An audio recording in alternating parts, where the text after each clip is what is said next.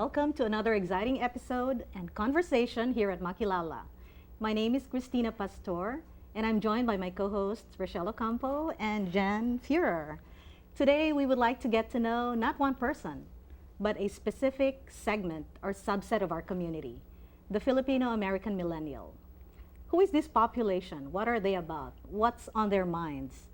Our guest co-host is Josephina Tapia. She is an art and entertainment lawyer and an educator. Welcome to the show, Joey. Hi, Cristina. Hi, everyone. It's great to be here. Great. Our guests, we have two. Let's start with Porsha Seechung. Porsha is 28. She's an accountant and has her own travel agency. Porsha, I think you fit a certain aspect of the millennial profile because you work for yourself. And also with us today is Vice Consul Khrys Corpuz, who is in charge of social media and communications at the Philippine Consulate. She is also the point person or the liaison between the Consulate and the second generation Filipino-Americans, so she knows quite a bit about Filipino millennials.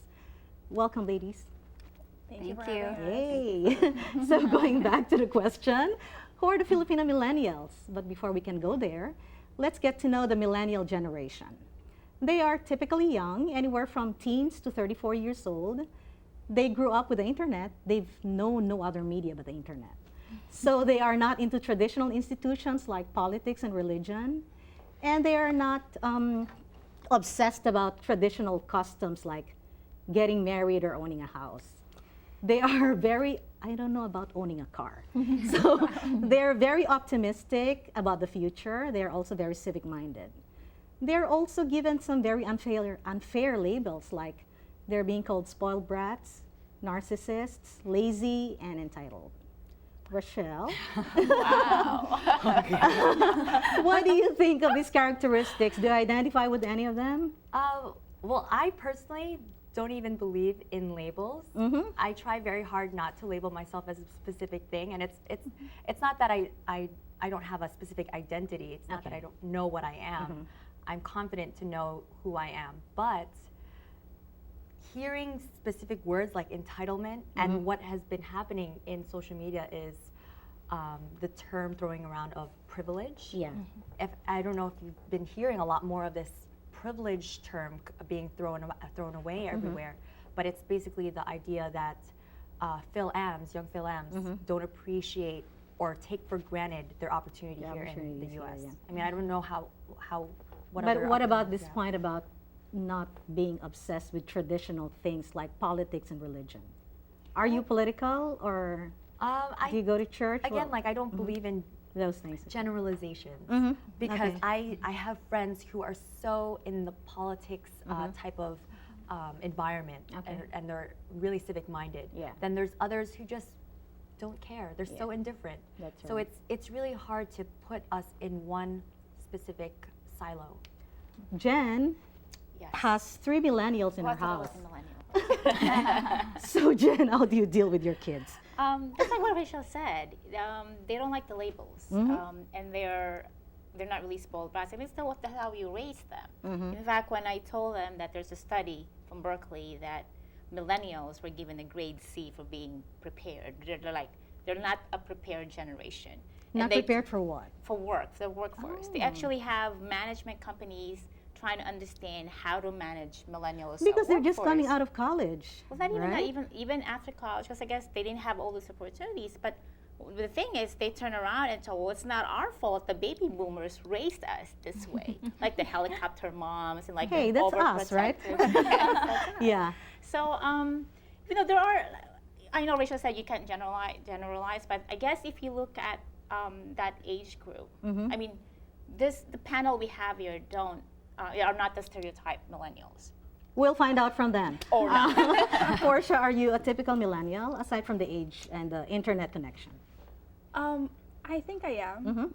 Politically speaking, it's not that I don't care about politics. I do, and I do care about what happens to the Philippines. It's just that being here for like almost a decade now, I wouldn't be as in tune to what's going on over there. But I'm aware whenever the elections come and who at least would be the candidates. And I feel like I'm in between. I all my friends are here. They're not really Filipinos. Yeah. So, and I am in tune to the politics here and everything here. Do you feel like you have a stake, though, in Philippine politics or the direction that the country is headed, or do you feel like you have more of a stake here in the United States? No, I would still consider myself Filipino, like a Phil-am. No, I am Filipino. Oh, And really? That's even- interesting. Yeah. I know. I mean, maybe it's not just the typical. Are you maybe dual it's just citizen? me. No. Oh, okay. Are you interested in applying? You have to. I know, right? I mean, Yeah. I think See, so. that's two yeah. differences. You want to Right. like encourage everyone to be civic oriented, Yes. part of the culture. And then there's another group that, you know what, I'm focused on myself. Not that's anything bad, because you have to do well in your own People personal have different business life. priorities. Right. Right. I know, but I'm civic-minded in the sense that it's not like I would shun the American culture or the New York culture. No, I mean, I volunteer for Daily News before the immigration okay. Yeah. panel, and then I worked with volunteer tax preparation program because I am an accountant in that sense. So I would still maybe have some you little have your feet in both stereotypical- worlds. Exactly, worlds. New York attitude a little bit there. That's like right, maybe yeah. you What was the reason, or what are the reasons of you not applying for dual citizenship? Well, first of all, I'm not eligible yet. Ah, okay. But Okay. I would. I know I would. Yeah. It's just I'm here. Yeah. My life is here, so it does not make sense for me not to apply. Maybe Khrys How does will that- tell Yes. us more about the Filipino millennial because she does a lot of engagement with them, right? Yeah. Well, specifically for the Filipino-American millennials, I see that, the civic engagement is there. And as soon as I got here and I met the second-gen Phil-Ams, I was really overwhelmed with the enthusiasm that they have. I mean, Rochelle's group, Unipro, and other youth groups here in, not only in New York, but also when I go to Philadelphia, to New Jersey, they're just so involved in the and you really feel that they want to, I guess, assert their identity and identify with the group. So What they are they really wanna enthused about? What are they interested about? just, number one, getting to know their heritage, getting to know their roots. I feel when I was their age, they were more interested in history and getting to know Jose Rizal, Andres Bonifacio, whatever. Because I mean, growing up in the Philippines, that's in the school. I mean, that's taught in school. It's in the textbooks. But unlike the kids here, they grew up not knowing about this Filipino heroes. Yeah, so that's right. I think that's why they're more curious. They're more interested in learning that. That's right. So I think Filipino-American millennials are a special group because they can't be stereotyped with the same. With With the a larger typical, millennial with the population. larger But millennial there's this observation that population. millennials are starting to be disconnected from the motherland because, for one thing, they don't do balikbayan boxes and they don't do remittances. Yes. Do they So even there speak is the a- language? Yeah, that's. And they, Right. yes. Rachelle, do they Do they speak the language? No. Because Okay. if you know language, then you have access to the culture and you have access to the news and you know what's happening in the country. But I think not being very familiar with the language leaves a lot to be desired in terms of connecting with the country, and that might be one of the problems that the Plus, millennials if you don't will have be family in facing. the Philippines, if you don't have family members who are still in the Philippines, why would you want to send balikbayan box, or why don't you remit any money? And plus, Yeah. I mean, But that is a fear of the our generation, the boomer generation, that our kids are losing connection because there is nothing really that connects them. Their life is here. or that they just don't understand the psyche of the Filipinos. In my conversations with some of the young Phil-Ams, they don't understand that their parents, why does mom or why does dad need to send money to the relatives, to the brothers, children, to send them really? to school? So how do the boomers explain that? I'm not sure. How do you explain that to your kids? I do not send money to the She's not a boomer.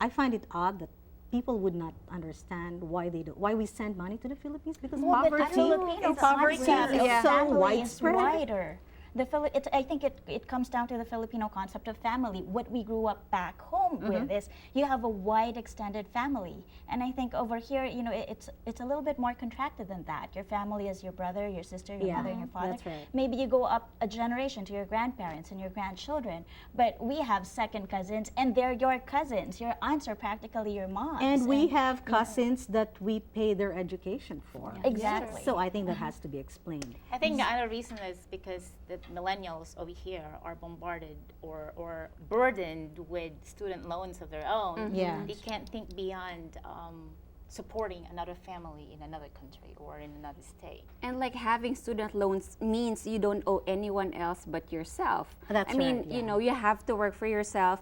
Unlike in the Philippines, I mean, I was supported by my parents until, you know, in masters. I mean, in graduate school. So, I mean, I kind of felt obligated to at least pay back. But you know, the college kids here, they have to, support yeah, themselves. they have to support themselves, so they don't have that Porsha, need. did you support yourself through college? Yes, I did. Oh, wow. So I came here, and then while the paperwork started being organized, I got a job for a lawyer first, and then worked my way, school and then work, and then for a time being, when I was doing my CPA exam preparation, I was just like, told my boss, like, listen, I kind of need to focus on this. What about So, you, Rachelle? yeah.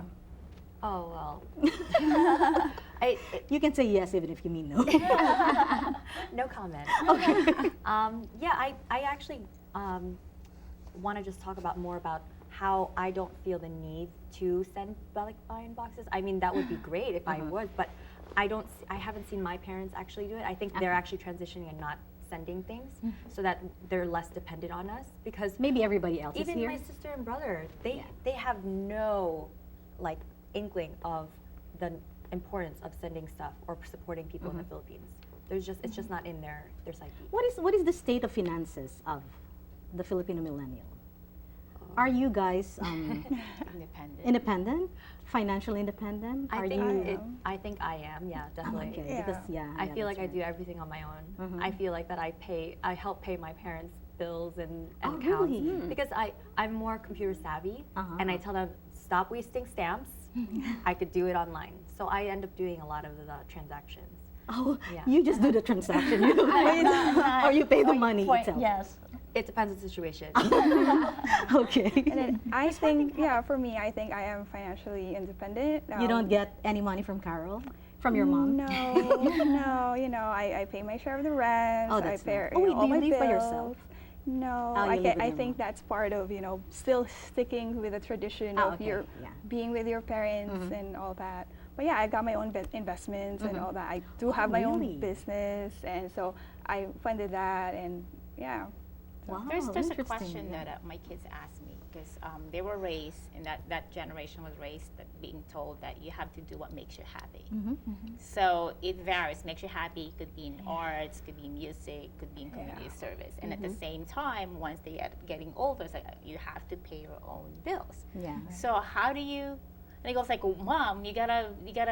You're giving me mixed signals. It makes you happy or pay the bill. So how do you reply to that one? Well, it's got to be a balance. And Exactly. you have to be practical. You pursue what makes you happy, but there's got to be a viable financial plan that goes with that, right? That's I mean, right, yeah. you can't do what you want to do and drive yourself to. And the parents cannot destitution. continually support you It's- until you're Right. 30. Planning It's so is much more key for complicated that. than just, okay, be practical, okay, follow your dream. Because we've been growing up to this notion that, okay, you're going to be a doctor, you're going to be a lawyer, you're going to be one of the meal plan, right? Like you're going to be in medicine, engineering, so on and so forth.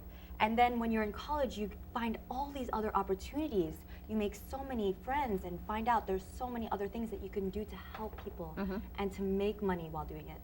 And I feel like that's what I've been going through this past Struggling. couple of months, like literally identity crisis overload these past couple of months. One thing I like about the millennials is that, or one thing I notice is this trend that many of them are going home to the Philippines to work there. I think Ambassador Khrys made that comment that the numbers are getting bigger every year. Yes. You want to talk about that? Well, Khrys? actually, that's why we also launched the PhilPro. The Rachelle was part of it last year, Filipino-American Young Leadership Program, so that the the Phil-Ms here, the young Phil-Ms here, will learn about the conditions in the Philippines and how ripe it is to build a business. Also, the educational system has been so much improved, so that they can open their minds in maybe investing in the Philippines, studying there, and also encouraging their friends, the Phil-Am friends here, to also invest and put up a business. And then after a while, they come back here and continue to live their lives here. Or, I mean, they can or they can stay there they can for a longer time. live half and half. So Yeah, because I see a lot of them working with corporations, working as teachers, working in media, teaching at universities, and they're enjoying it there. I guess it's a different version of sending money. Maybe, or buying box. That's what I was Do thinking. that to actually Maybe their go to the version of Philippines. civic Yes. engagement. Yeah. that's actually what they call intellectual investment. Like Mike Veyes, Teach for the Philippines. He's not investing actual money, but he's investing time and his ideas into the Philippines. So, it's maybe not the money remittance or balikbayan box, That's but right. it's something more, maybe not very tangible, but it's for the long term. Just like those two businesses will be a problem when the baby boomers get really old, and then the millennials, it means there'll be no more remittances and there'll be no more balikbayan boxes. So those companies have to figure out a different way That's right. to tap into I the think millennials. that's what's actually different between our generation too is our parents' generations feel like that, okay, I'm going to help my family, my barangay. Where the young Phil-Ams, they're like, I want to help the whole Philippines. Like it's just an And it's more overwhelming long idea. term. I mean, Yes. one I noticed that, one balikbayan box can probably last them for 2-3 months. But education will last them for a lifetime. That's true. And it covers a wider audience. One thing I noticed too about the millennials is, according to one research, they eat a lot of junk food and coffee. True or not? I actually don't ever drink coffee. Okay. I ate a lot of junk food when I was Yeah, junk food, There's a lot of now. coffee shops all around, the United States as well. I think it's access to it that That's will right, probably yeah. fuel But that. don't you also think that we're also more health conscious? Yes, Yes. I think so. The baby Definitely. boomers yes. are also health conscious in a way. So they should Right? have affected the Yeah, kids. we are obviously outnumbered here, Jen. Oh, so now you're accepting when a baby boomer. Yeah. Okay, it's out. So, what an enlightening conversation. But we need to take a break to listen to our very special performer. We have stand-up comic, very funny guy, Kiamco.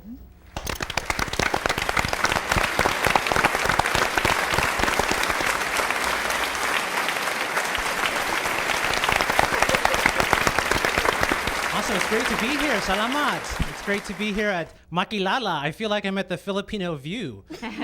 Or I guess in Tagalog it's pronounced W. I'm Kiamco, and it's interesting to be in an environment that's all Filipino. Most of the time when I'm on the road, it's like I'm in these clubs, it's all American, Caucasian Americans. There I look exotic. Here I just look like another disappointment to my parents. But I'm like the poster child for diversity. I'm Filipino, I'm gay, I'm vegan, and I'm living with Lyme disease. And please, Lyme disease is easy. It's harder to be openly vegan. In fact, I've been vegan for just over 2 years now, but in the first 2 months of being vegan, I had already lost over 37 friends. And I'm doing it for health reasons, though. I'm the only person in my immediate family who's not on medication for heart disease, blood pressure, diabetes. Like, if you check my family tree, Lipitor falls out. If you don't know what Lipitor is, just ask your doctor, if it's right for you.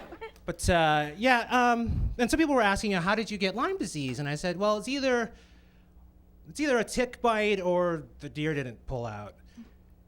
Okay, so just... Okay, so fine. So you think all deer are straight. But, wow, a little tight for the room here. Hoy, careful. I was 14 years old when I came out to my parents, which is a huge deal. I mean, you have to understand, this is like Filipino, Catholic, from the Philippines parents. And I remember just when I was in 3rd grade, I came home with an A-, and my dad started beating me. And well, to be totally honest, he took away my sewing machine. And I just started crying, and my dad's like, "Hui! I will give you something to cry about." And he did. He threw my bedazzler in the fireplace. I explained the bedazzler is this little tool. It puts like shiny gems on your outfit. It's like an Instagram filter for your life, or for old school. It's like a tool that puts a lisp on your outfit. But yeah, so I saw my parents down when I was 14 years old, and I just said, "Mom, Dad, I want you to know that I'm gay." And my father stands up, looks me in the eye, and he's like, "Richard, we will love you no matter what, but there are people out there who will say crazy things. Do not listen to them. Listen to us." And he hugs me. I'm like, "Oh, thank God." And he whispers in my ear, "We will find a cure." And then he says, "Stop sewing, stop singing and dancing, and stop doing that thing you do."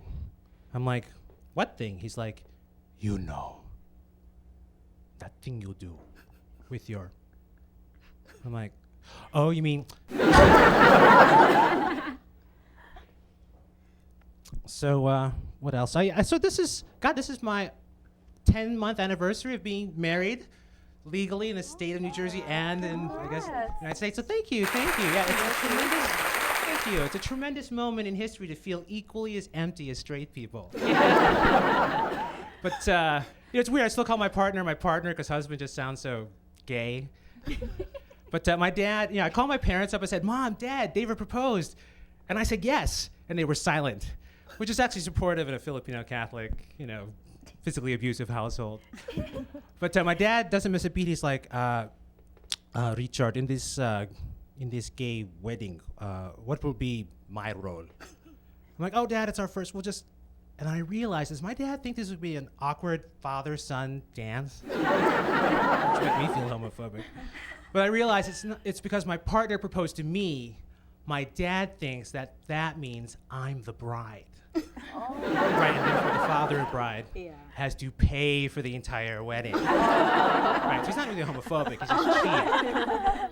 But I'll leave you with this. I remember my first experience with a woman, with a girl. I was like in 7th grade, and it was a big deal. We're at the dance at the gym. Rhonda Rio asked me to dance, and she's already wearing a bra, and it's full. She pushed me up against the bleachers, and I could feel the heat off of her body. I was like, "Wow, this blouse is Seechung loose." I'm Rich Kiamco. Thank you guys so much. Great to be here. Thank you so much.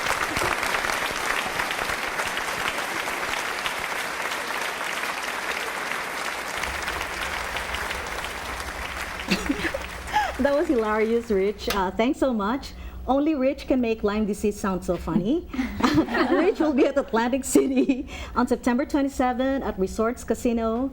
He will be there for the Standout Comedy Benefit to raise funds for several projects, including the LGBT community of Atlantic City. Can we go to Atlantic City, Rachelle?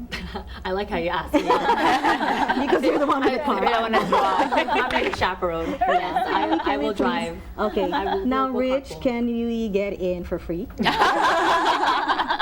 Okay, we will talk about that later. In the meantime, let's all go to AC Filipinos and let's all be there to support Rich. So, ladies, we have learned so many things about the millennial generation. And one of them is that they are enthusiastically engaged with community and that they're not almost always broke. So, Khrys, any parting thoughts about young Philams? Is there a way that you can invite them to be more, have a more open dialogue with the first generation and maybe their baby boomer parents? Yeah, I think, after our discussion today, we have realized to not quickly judge the millennials and realize that they actually have talents and they can offer a lot to the community. And this is an advice not more for the millennials than it is for the parents. I think it's also important for the parents, for the baby boomer parents that have raised their millennials to understand and not be quick to judge and probably like find a compromise, you Do know. you see a lot of that intergenerational differences between the two? Yes. Well, she's I mean, in my family, I have a millennial. Our youngest brother is at least 12 years younger than everybody else. So I mean, there's definitely a disconnect between the parents and the older siblings and the youngest child. So I mean, sometimes when they have a misunderstanding, my parents and the bunso brother, will be like, oh my God, you are so lucky because you have never, you know, you have all of these entitlements. My parents were already very, you know, settled. Entitlement. I mean, I'm sorry. I'm sorry. I'm not trying to throw it out as a bad word, but you know, it's. I mean, my parents were already settled and you know, And successful. and successful when he was born. So he didn't have to, you know, commute, take the jeepney, growing up. So I guess so that also comes with, you know, the parents having that understanding that, you know, he didn't have you know, these difficulties. I think parents have great expectations of their kids. I think it's regardless whether you're millennial, baby boomer. Yes. So, I remember growing up, my mom said, when I was your age, Yeah, when I was your age. And I keep saying that, you know, I used to walk the mountain without It's the same shoes thing, and on. I do the same thing Hey, to my thanks kids. so much, everybody. We would like to thank our guests, Khrys Corpuz of the Philippine Consulate, Porsha Seechung, Joey, Tapia, and of course, on behalf of my co-hosts, Rachelle and Jen, we hope you join us for the next edition of Makilala. Bye!